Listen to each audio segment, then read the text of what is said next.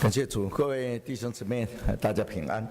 Thank the Lord, and may peace be with brothers and sisters.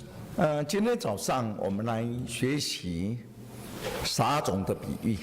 This morning, let's study the parable of the sowers. 2000年前，耶稣来到这个世界。2,000 years ago, Jesus came to this world. 他在世界上的时间足有短短的33年。And he only dwelt on earth for a short 30 years. 他传道的时间足有3年半。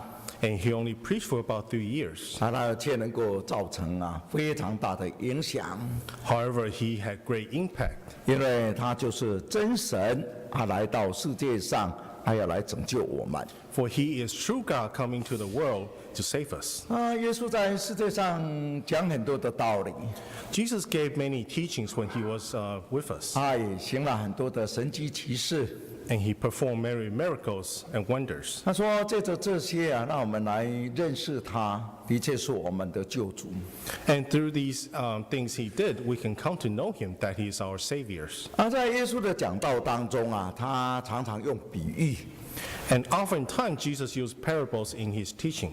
就是用我们生活当中所能够了解的事情去了解神的深奥的道理。We should use things we understand from our daily life in order to understand the teaching of the Lord. 比如说我们要看天上的飞鸟。For example, he told us to look at the birds flying in the air. 看野地的百合花。Or look at the flowers in the wilderness. 他说这个飞鸟没有人养活它。He said, no one is feeding the bird. 但是因为天父看顾他们，所以让他们没有缺乏。But because the nature look after the bird, so the bird is not lacking. 说野地的百合花没有人给它装饰，但是它却非常的美。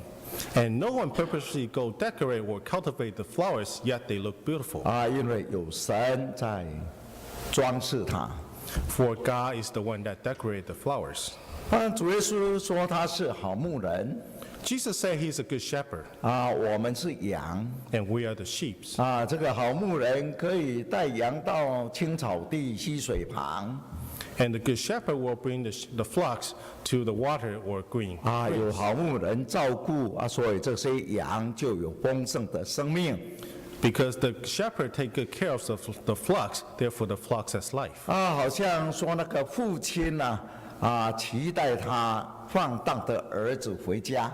Just like the father waiting for the prodigal son to return. 他的小儿子因为离开家，把他父亲的财产都花费掉了。When the prodigal son left the house, he spent all his possession from his father. 后来在穷苦当中就想要回家。And in his sufferings, he remembered that he can return. 虽然他觉得说我不配当我父亲的儿子啦。Even though at that time he no longer felt he's qualified to be called the son of his 主 father. 要做一个雇工能够替爸爸工作，能够维持3餐就好了。All he wanted was to sustain his daily life as a servant for his father. 他又没想到他回来的时候，父亲很高兴的去抱着他亲嘴。However, unexpectedly when he returned, his father ran up and kissed him and hugged him. 还叫他的仆人说：“赶快把那个肥牛杀了邀请左右邻居一起高兴。” And he even told his servant to slaughter a cow and celebrate with his neighbors. 这是描写神对我们人的爱。This is to describe the love of God for us. 神是我们天上的父亲。God is our Father in heaven. 因为他是给我们生命气息。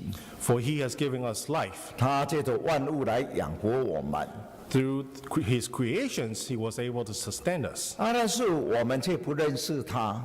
However, we do not know him. 所以我们在生活当中就遇到很多的困难。Therefore, sometimes we encounter difficulties in our life. 那当我们想要回头的时候， And when we realize we need to return, 天父随时伸出慈爱的双手来欢迎我们归回。 our Heavenly Father always reach out his hands at welcoming us. 所以主耶稣讲很多非常生动的比喻。 So Jesus gave many lively parables. 来让我们了解神对我们人的爱。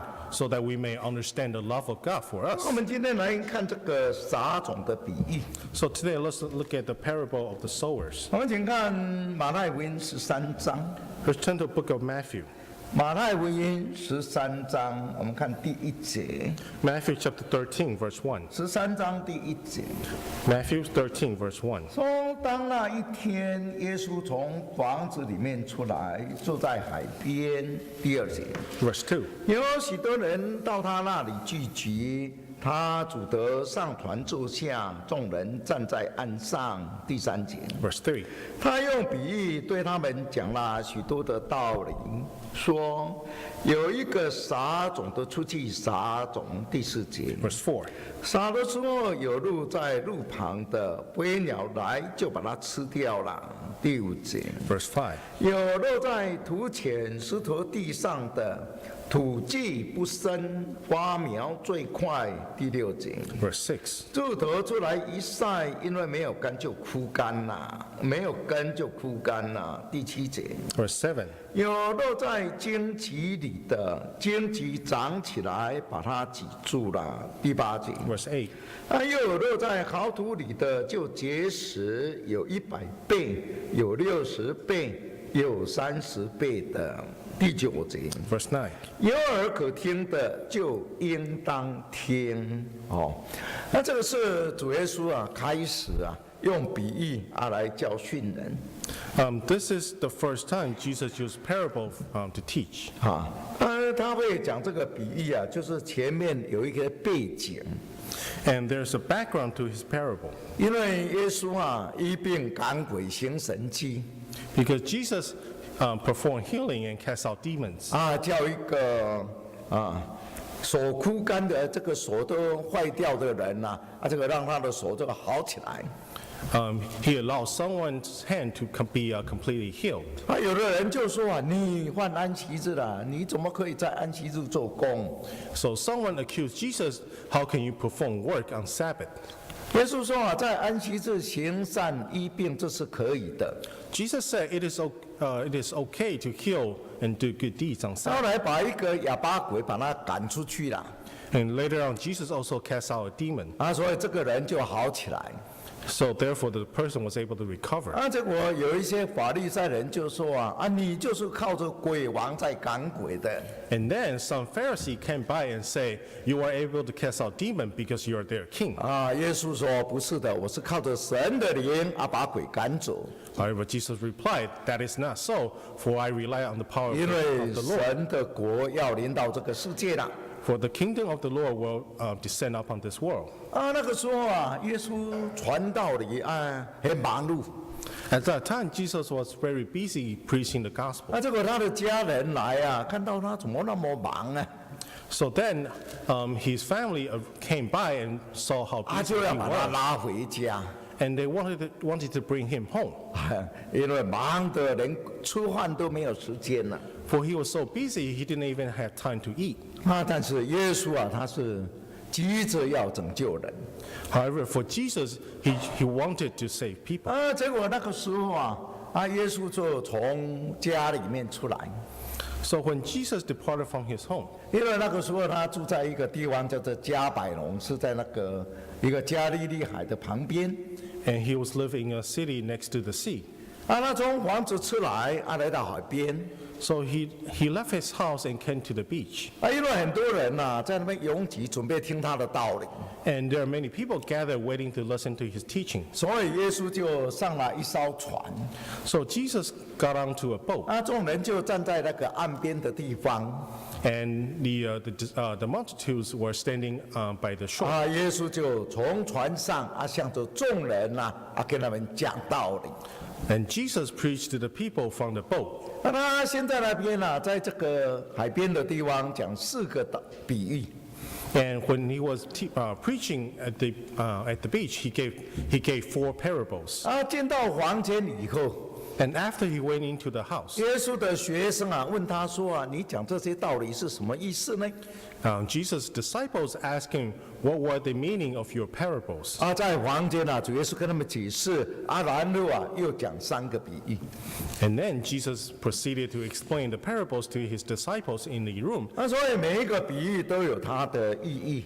And he gave another 3 parables. 它整个7个比喻啊，它是谈到神的国教会啊要建立的历史。 So all 7 parables were referring to the establishment of God's church. 就是分2个阶段。 And there are 2 stages to it. 所以我们深入了解哇，原来神要救人的工作就是这样安排的。 Then we will understand this is God's plan for saving men. 我们今天主谈第1个比喻，就是撒种的比喻。 So today we're going to look at the first parable, which is the parable of the sower. 我们看回来这个马太福音13章 Let's turn back to Matthew chapter 13. 主耶稣讲了这个比喻以后因为这是他讲的头1个比喻。 And this was the first parable that Jesus gave. 所以他的学生就问他说嘛，你怎么跟众人讲道理要用比喻？ So his disciple asked him, why do you use parables to preach to the people? 我们看13章11节。 Let's look at verse 11. 13章11节。 13 verse 11. 耶稣回答说因为天国的奥秘主要叫你们知道，不叫他们知道。12节。 Verse 12. 有的还要加给他，叫他有余；还没有的，连他所有的也要夺去。13节。 Verse 13. 所以我用比喻对他们讲，是因为他们看也看不见，听也听不见，也不明白。主耶稣说我对你们讲比喻就是要让你们知道。 Jesus said, the reason I use parable is so that you can understand. 也就是说你们有心来查考追求这个比喻你们就很清楚那个了解这个意义跟内容。 As long as you have the heart and come to study, then through the parables you will understand the meaning behind it. 因为说你很单纯的心神就让你明白。 For if you have a simple heart, God will allow you to understand. 但是有的人自作聪明虽然听了他们不接受。 However, some people, they think they're smart, and so even after they listen, they do not accept. 因为他们的动机可能不单纯。 For their motivation may not be pure. 所以说他们听虽然听到，但是不明白。 So for some people, even though they may have heard, yet they do not understand. 虽然看见了又好像看不懂。 So even though they may have seen it, but they do not understand what they saw. 所以说你们的眼睛是有福的。 So Jesus said, your eyes are blessed 你们看见了。 because you have seen it. 你们的耳朵是有福气的。 Your ear is blessed 因为你们听见又明白了。 for you have heard and understood. 所以用比喻就是要让那些谦卑虚心的人一听就了解。 So parable is for the purpose of allowing people to understand. 那是对那些动机不单纯的，虽然听了，好像一层膜把他的眼睛就遮盖了，再怎么听怎么看都不清楚。 However, for others, even though they may have seen and heard, it's as if there's a shield in front of their eyes that they cannot see. 所以耶稣说虚心的人有福啦。 So therefore, 谦卑虚心的人有福气啦。 that's why Jesus said, whoever is humble in heart is blessed. 因为天国是他们的。 For the heavenly kingdom belongs to them. 一个人如果觉得肚子饿啦，想要渴慕道理说这个人也有福气啦。 And if someone is hungry for spiritual teaching, then this person is also blessed. 因为神的道可以让他们心灵上能够真正得饱足。 For the teaching of the Lord will satisfy them. 所以耶稣讲了这个比喻以后他亲自又解释。 And after Jesus gave this parable, he explained it again. 所以我们就知道这个比喻的内容， so that we can understand the content of the parable 还有它的意义。 and the meaning behind it. 所以这里讲到说天国就是好像把那个好的种子撒在地里一样。 It says here, the heavenly kingdom is as if you sow the seed on a good land. 虽然种子是一样， Even though the seeds are the same, 那是4种不一样的土地，后来产生4种不一样的结果。 however, 4 different kind of land yield 4 different kind of results. 所以耶稣就讲说，那个撒种的是谁？ So Jesus asked, who is the one sowing the seed? 说那个撒种的就是人主，就是耶稣基督本身。 The one sowing the seed is Jesus Christ himself. 他就把天国的福音好像种子撒在地上一样。 And he's spreading the gospel from heaven like the seed on the floor. 说这个种子就是神的道， And the seed is the teaching of the Lord, 就是得救的福音， which is the gospel of salvation, 也就是生命的道理。 and which is the teaching of life. 他说这个道理是耶稣亲自讲的。 And this teaching was spoken by Jesus himself. 然后耶稣的门徒继续把它传扬在各地方。 And his disciple continued to preach the gospel all over the place. 我们今天领受道理的人我们同样继续传。 So today we have received the gospel and we'll continue to preach it. 所以我们今天也变成一个撒种的人。 So today we also become a sower. 所有的传道人所有信徒我们都要把这个道理继续的把它撒出去。 All the preachers and all the members need to continue to spread the gospel. 马可福音里面说这个地生五谷是出于自然的。 In the book of Mark, it says the valleys and land are formed naturally. 我们看马可福音第4章28节。 Let's turn to the Gospel of Mark, chapter 4. 马可福音4章28节 Mark chapter 4, verse 28. 说地生五谷是出于自然的，先发苗后长穗，再后穗上结成饱满的籽粒。29节。 29. 谷季熟了，就用镰刀去割因为收成的时候到了。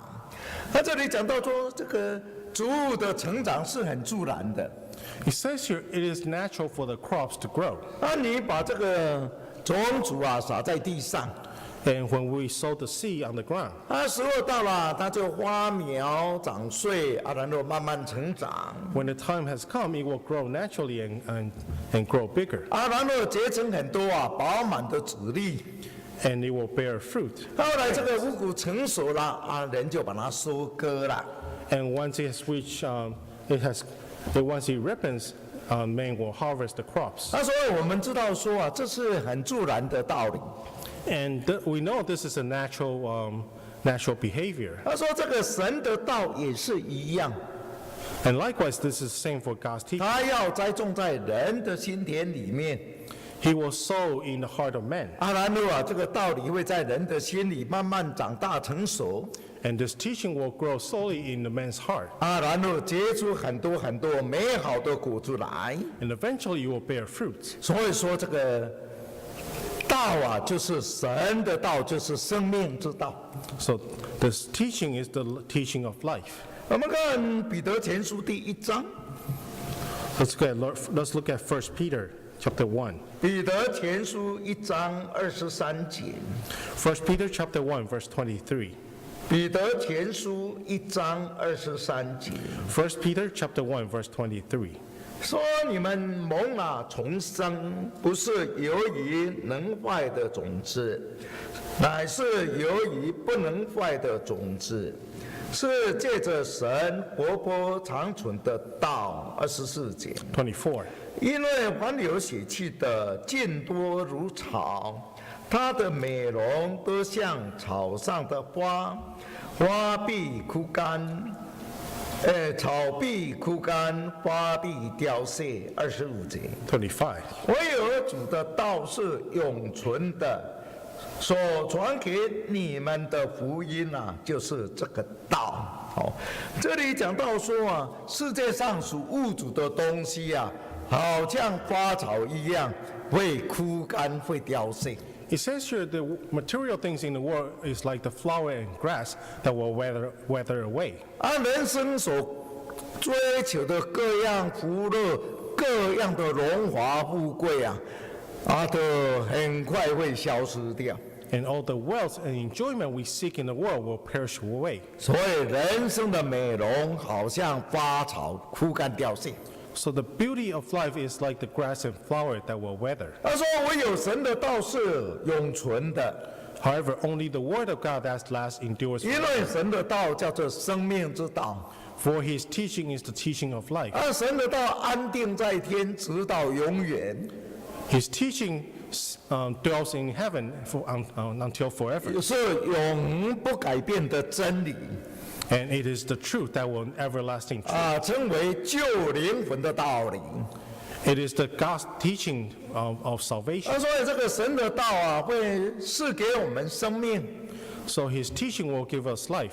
不只是能够感化人心， Not only it will change our heart, 不只是让我们道德水平会越来越高， not only it will elevate our moral standard, 更是要让我们生命能够更新重新得到一个永恒的生命。 furthermore, it will renew our life so we may receive eternal life. 所以这个道理叫做生命之道，叫做救灵魂之道。 Therefore, this teaching is called the teaching of life, is teaching of salvation. 世界上物质的东西都会过去， Many things in the world will perish away. 神的道是永远存在的。 However, God's teaching is lasts forever. 所以他会救我们得到永远的生命，救我们进到永恒的天国，享受永远的福乐。 And his teaching will save us and bring us to heaven. 就是神的道的宝贵。 And this is the precious teaching of the Lord. 这个种子要撒在地上。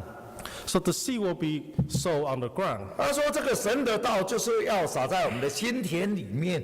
And just like, and meaning that his teaching will be sown in our heart. 我们人的心就像一块土地一样。 Our heart is like a piece of land.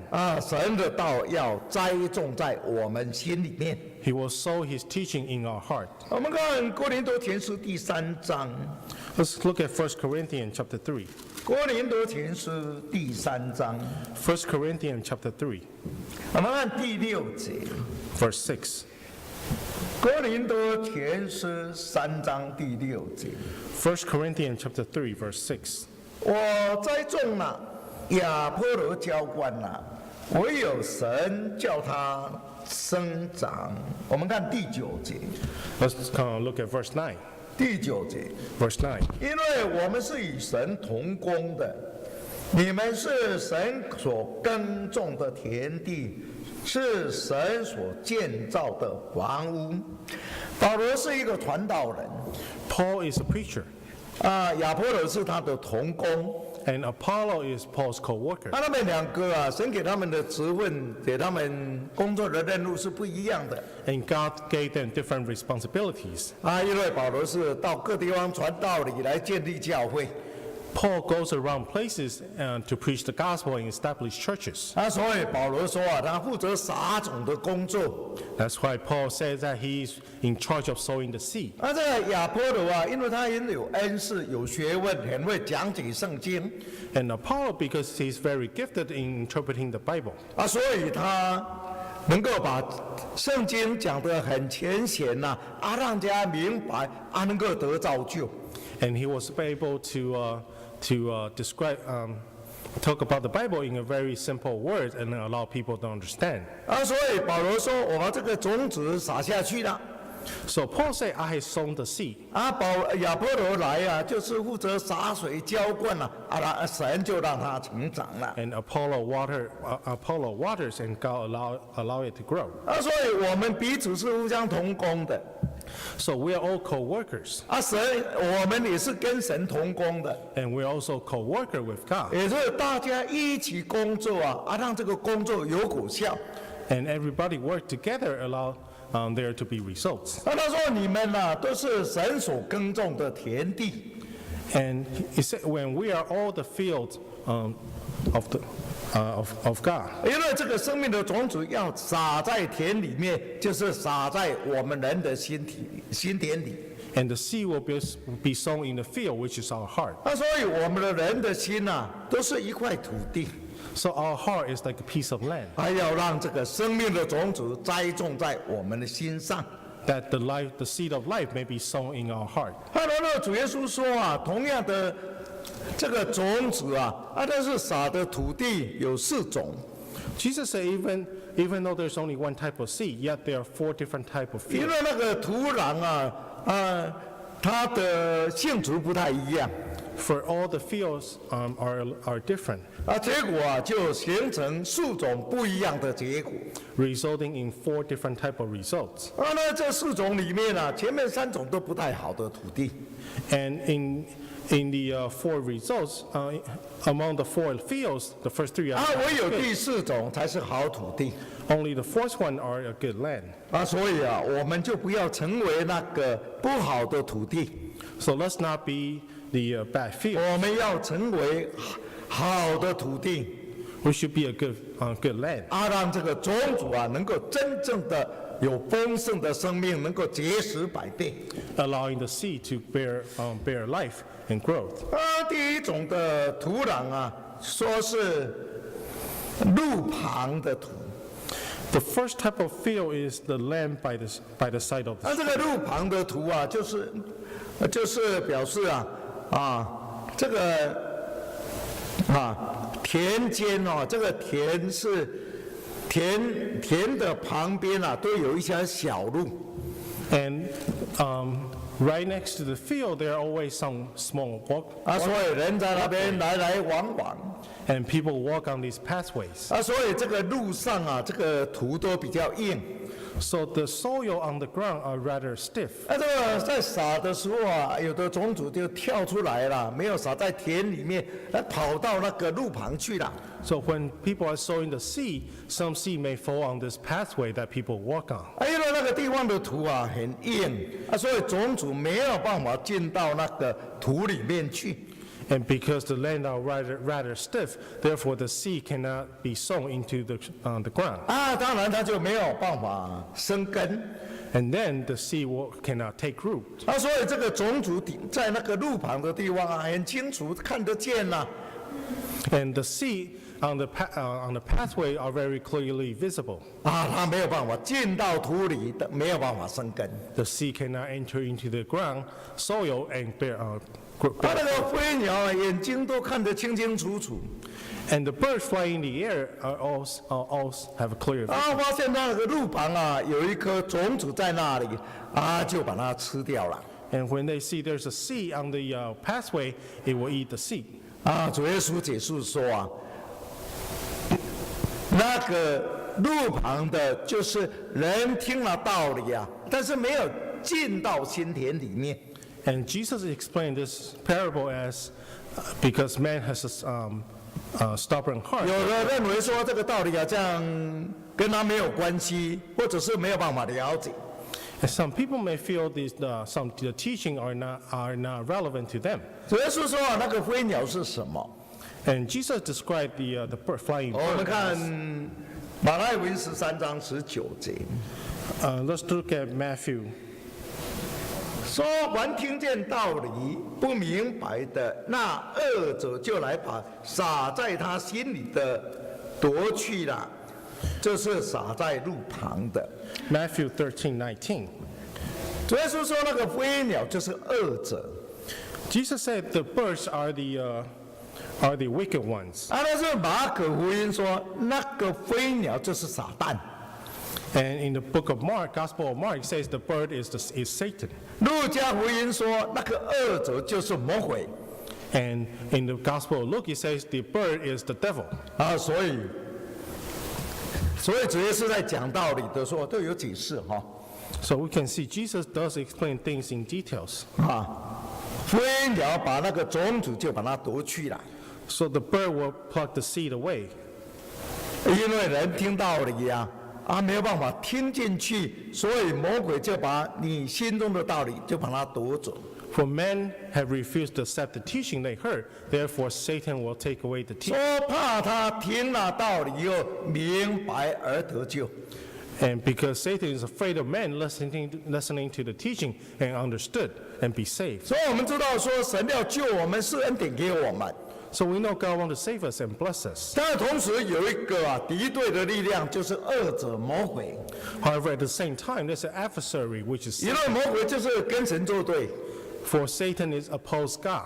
魔鬼就专门来破坏人的幸福的， And he purposely wants to destroy the blessing of men. 所以他不愿意人听到道理，明白来得救。 So Satan does not want men to listen to the gospel and be saved. 所以我们如果不注意听道理魔鬼就把这个种子就把它吃掉了。 So if we do not pay attention, then our teaching will be plucked away by Satan. 因为我们知道说魔鬼得罪神说神没有给他救恩， We know Satan has transgressed against God, therefore he does not have salvation. 所以魔鬼将来要到永火的刑罚里面。 And Satan will be thrown into the pit of fire. 但是他不甘愿所以他就想办法要拉一些人跟他一起去作伴。 However, Satan refused to go alone, therefore he wanted to bring as many people as he 所 can. 以他引诱人犯罪离开神， Therefore he tempted men and departed from God. 他不愿意这个生命的种子进到人的心田里面。 He does not want the seed of life into the heart of men. 所以一个人如果说听道理没有真正扎根的话，就被魔鬼把他夺走了。 So if men listen to the teaching and does not allow it to take root, then this teaching will be plucked away by 就 Satan. 是在田间那个田的旁边那个小道路上的种子。 So this is the seed that falls on the sideway of the field. 所以哥林多后书第4章里面谈到说魔鬼会弄瞎人的心眼。 So in 2 Corinthians it says that the Satan will blind men's eyes. 让人看不到这个神的恩光。 So man cannot see the light of the Lord. 魔鬼也把人的心好像筑了一道墙， And the Satan also built a wall in front of men's heart, 说让这个神的道就没有办法进到人的心田里面。 so that the teaching of the Lord cannot enter. 所以说我们要祷告神求神把这一道墙把它打破， So we need to pray and allow God to destroy this wall, 让人的心归向神，让这个生命的种子就很顺利栽种在我们人的心田里面。 so that our heart may return to God and be sown by the seed. 我曾经听过有一些弟兄姊妹做见证。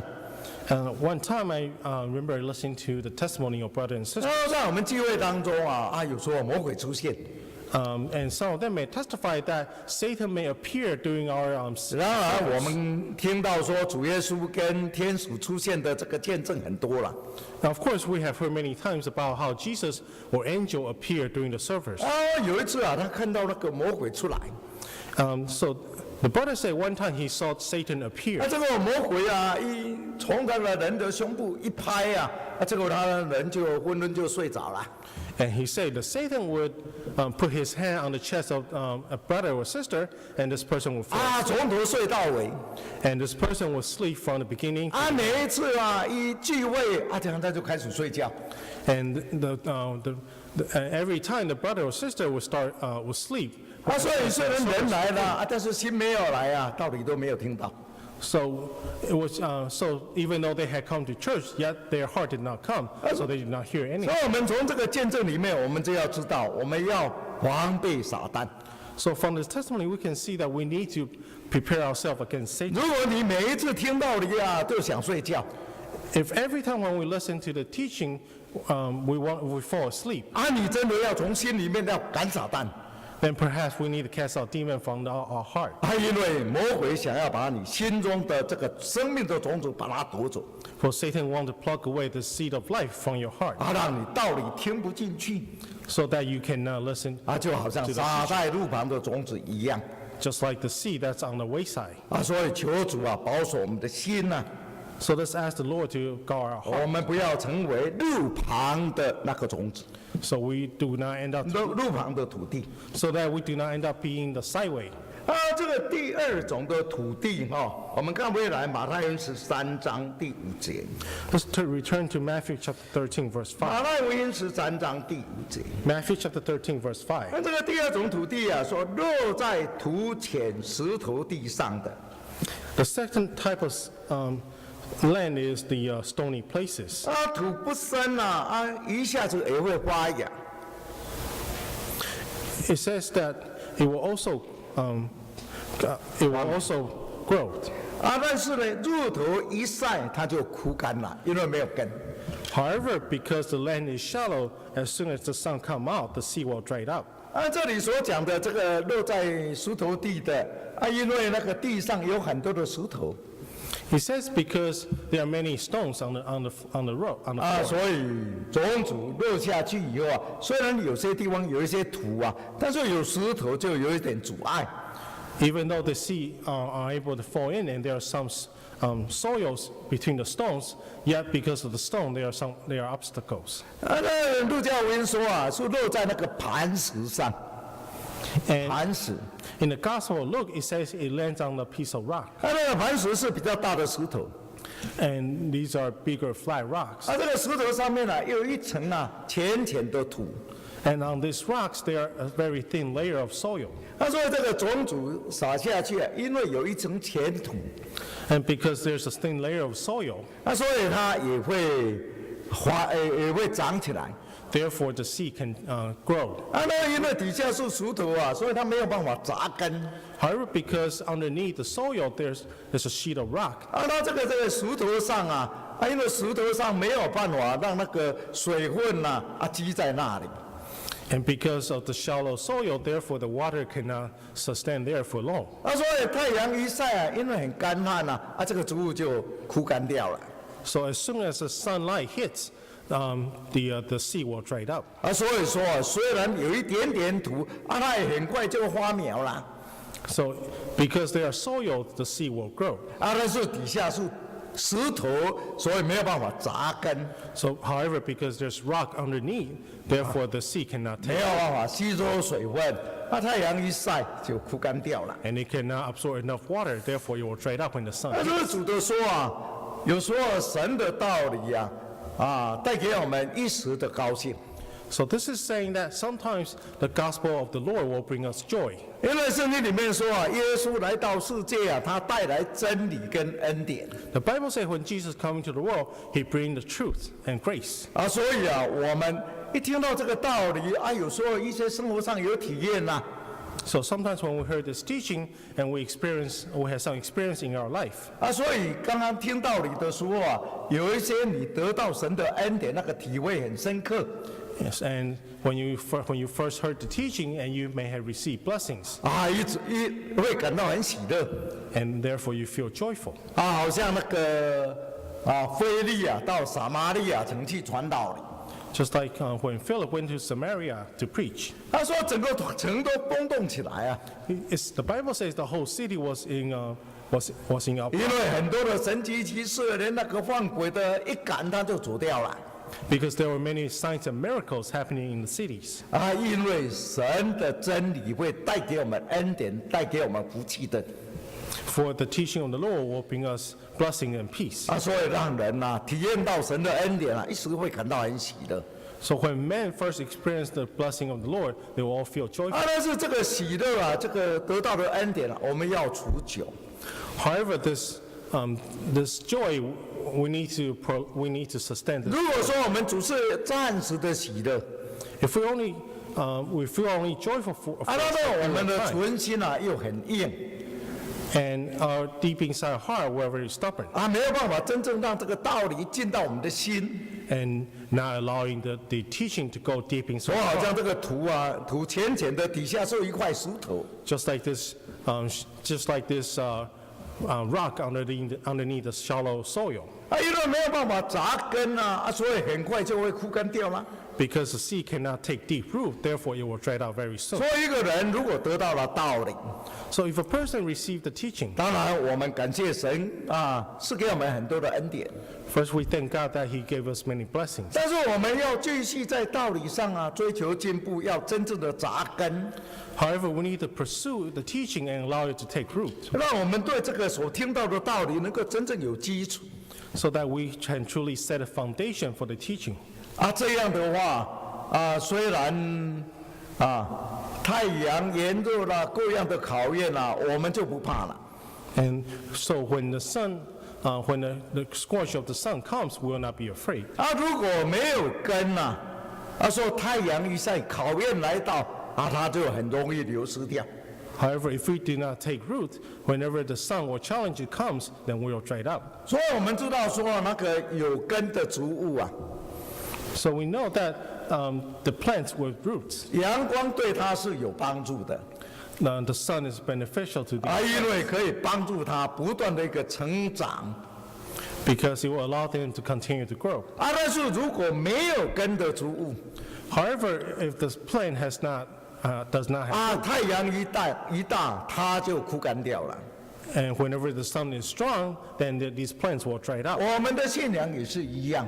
Likewise, this is also the same for 如 us. 果我们真正在信仰上有扎根， If truly we allow our faith to take 就是对一些道理，因为我们有在追求说我们有一定的认识。 and we have some kind of understanding of the teaching. 我们讲这个天国的道理就是认识真神晓得耶稣基督来救赎我们。 And we understand that the teaching of heaven is that Jesus come to save us. 让我们知道我们人有罪，但是耶稣要来救赎我们的罪。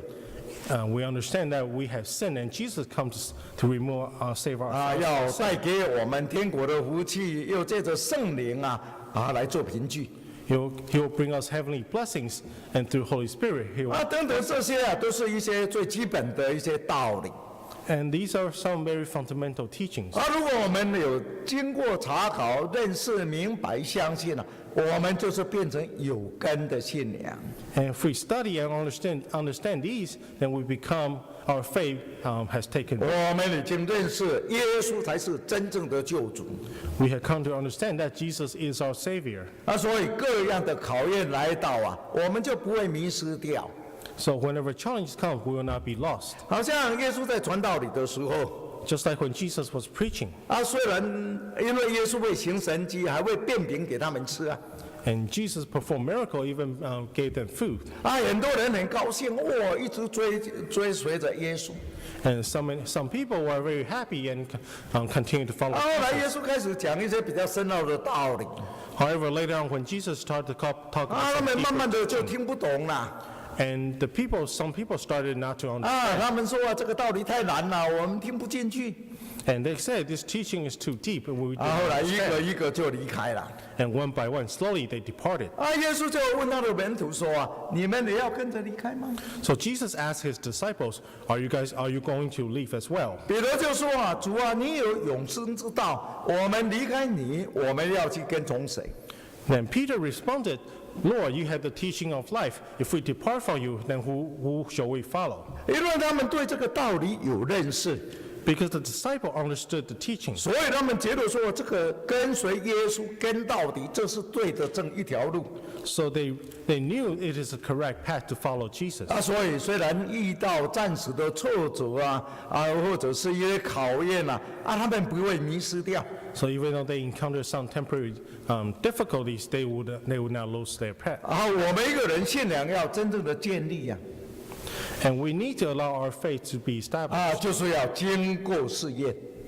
And we need to go through trials. 好像有的人说那个树树如果平时没有风雨的话它们那个根不稳。 Just like the tree outside, if the tree never experienced rain or wind, then the root will not have deep. 遇到一个大风整棵树就被拔起来了。 And if all of a sudden it experiences a strong wind, then the tree will be 但 uprooted. 是常常因为经过一些风雨的考验 However, because it experienced wind and rain, 它常常摇来摇去，摇来摇去。 and it's often shaken left and right, 当然，虽然事实上在摇啊，但是根是往下一直砸。 even though it may appear to be shaking, yet the root will continue to grow. 这个风雨越多啊，它的根会砸得越深。 The more rain and wind it experiences, the deeper the root goes. 等到那个大风来的时候啊，它不会动，不会倒。 So when the big wind comes, it will not be uprooted. 如果没有经过考验的啊，还有时候大风一来啊，它说受不了就倒了。 However, if a tree does not experience rain and wind on a daily basis, then when the wind comes, it will fall. 所以圣经说啊，我们的信心要经过考验。 That's why the Bible says our faith need to be tested. 他说好像啊，在练那个金属啊，练金子一样。 Just like when men are refining the gold, 用火把它烤。 it will burn the gold with fire. 用工具给它敲。 It will temper the gold with tools. 然后那个杂质就除掉。 Then the impurities will be removed. 它就越来越纯了。 And the gold will be refined. 他说最后就变成非常好的精金。 And in the very end, it will become a very pure. 神有时候给我们考验也是一样。 Likewise, it is the same for God. 让我们遇到一些困境挫折。 God allows us to experience some difficulties. 但是我们在这个困难当中，我们学习靠神。 However, in these trials and difficulties, we learn to rely 在我 on 们 God. 生活当中有一些经历，有体验。 And we experience these things, God, in our life. 让我们知道说神是看顾我们的神。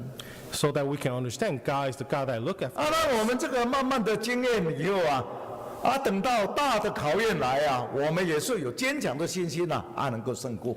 And as we go through these trials, eventually, when a big trial comes, we'll have the faith to withstand the trials. 所以说有这般的考验临到我们的时候， So the Bible says when we encounter trials, 我们要觉得喜乐， we need to be joyful. 因为我们经过考验以后，我们就会成全完备。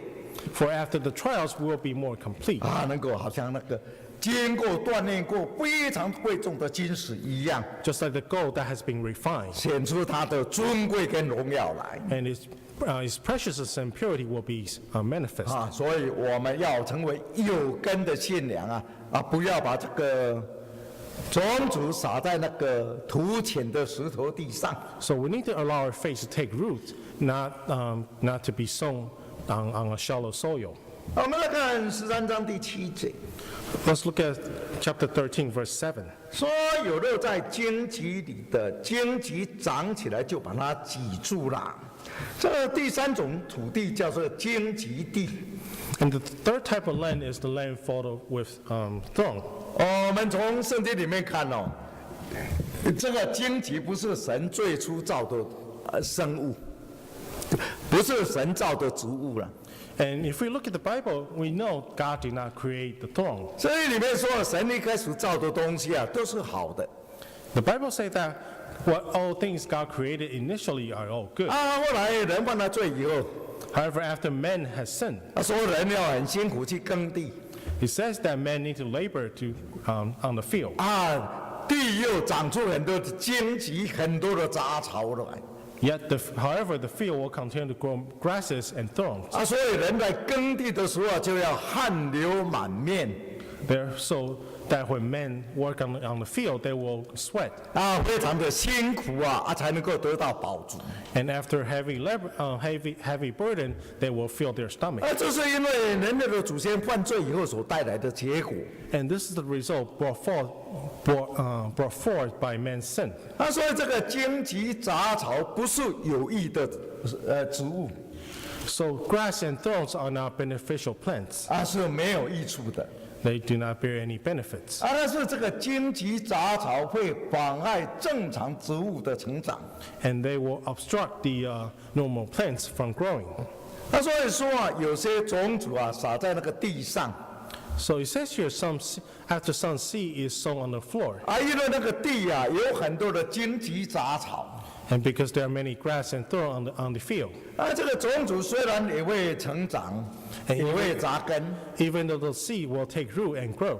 它长出来的时候因为荆棘很多，就把它挤住了， However, because there are many thorns, therefore the plant is choked. 所以它没有办法好好的成长。Therefore, it cannot grow normally 因为很多的水分、养分啊都被那个杂草把它吃掉了。 because many nutrition and waters are taken away by the grass and thorn.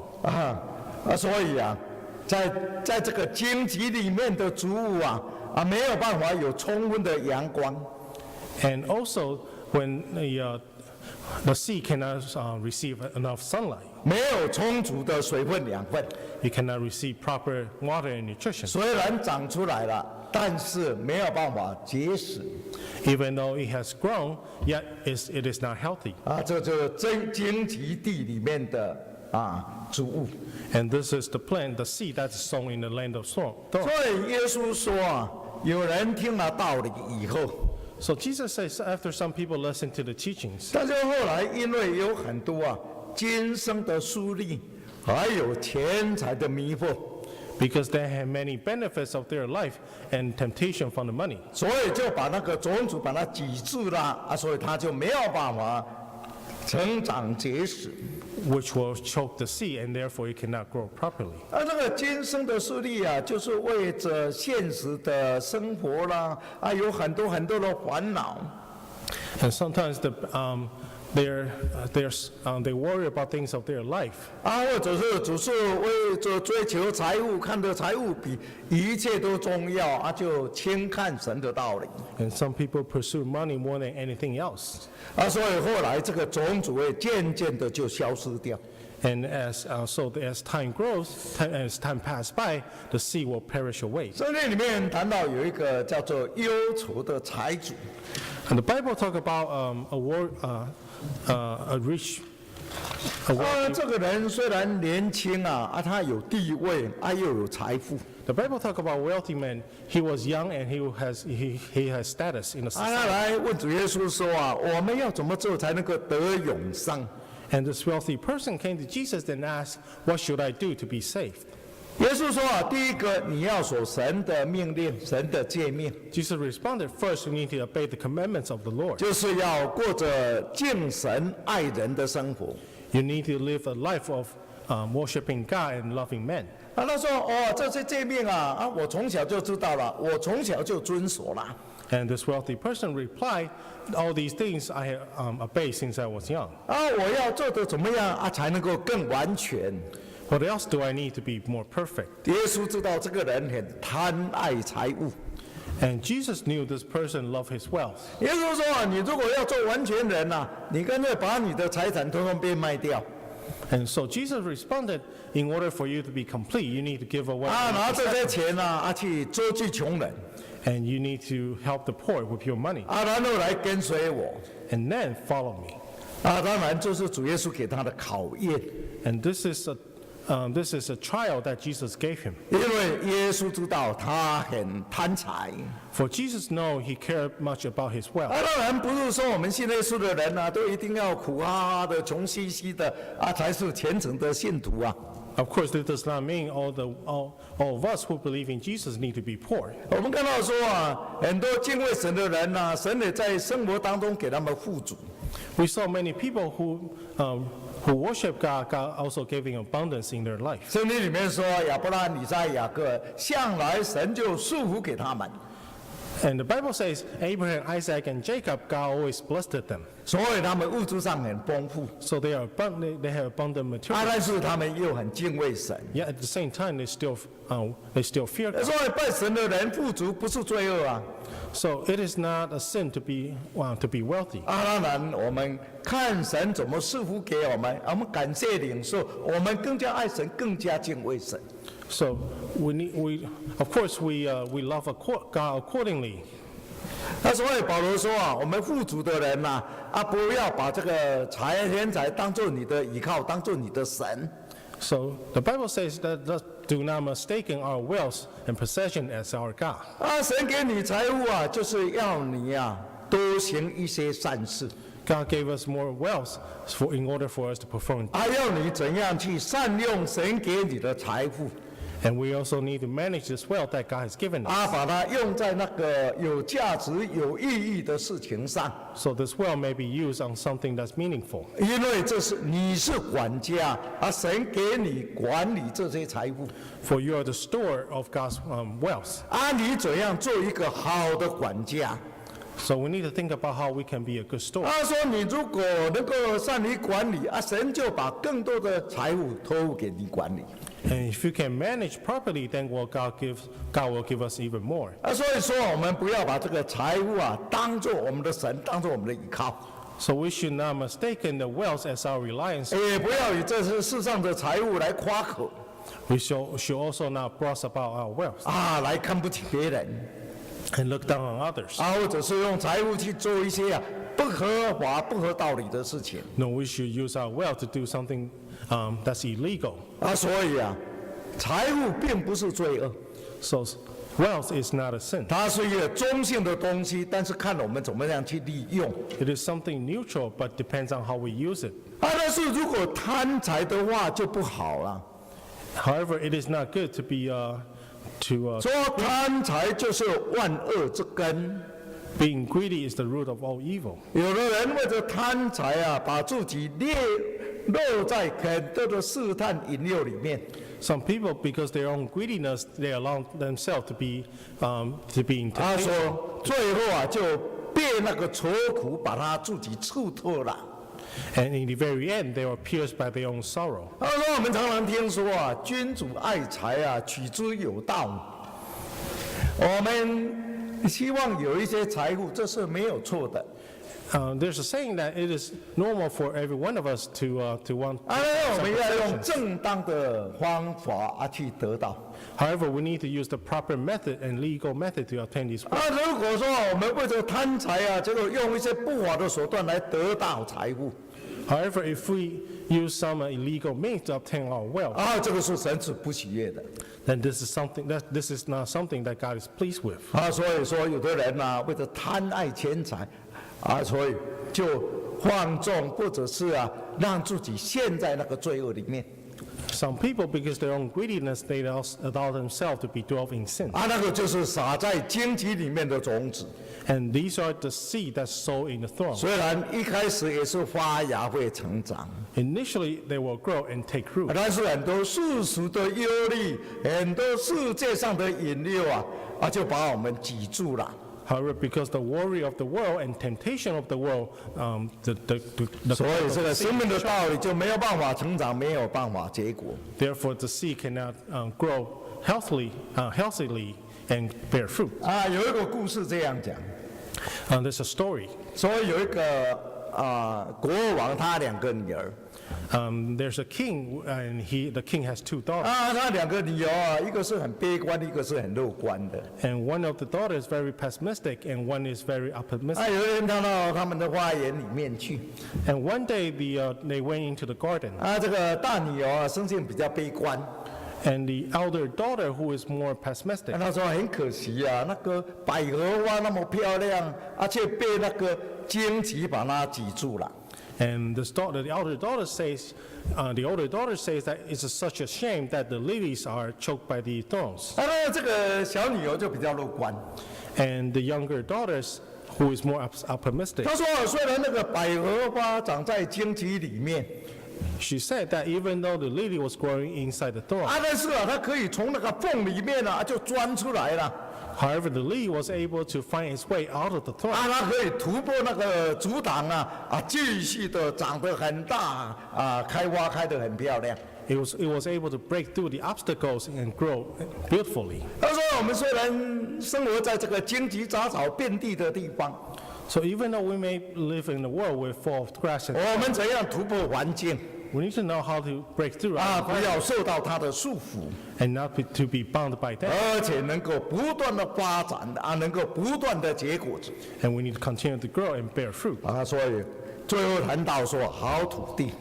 And at the very least, he talked about the good land. 耶利米书里面说我们要开垦荒地把那个荒凉的土地把它开垦， In the book of Jeremiah, it says we need to explore the good 把 land 荆棘杂草把它除掉， we need to remove the stone and grasses. 把石头拿掉， We need to remove the stones 所以变成一块好土地， and allow the land to be a good land. 然后把种子就撒在这个好土里面， Then we'll sow the seed on this good land. 它就会很好的成长，能够结出说有30倍、有60倍、有100倍的。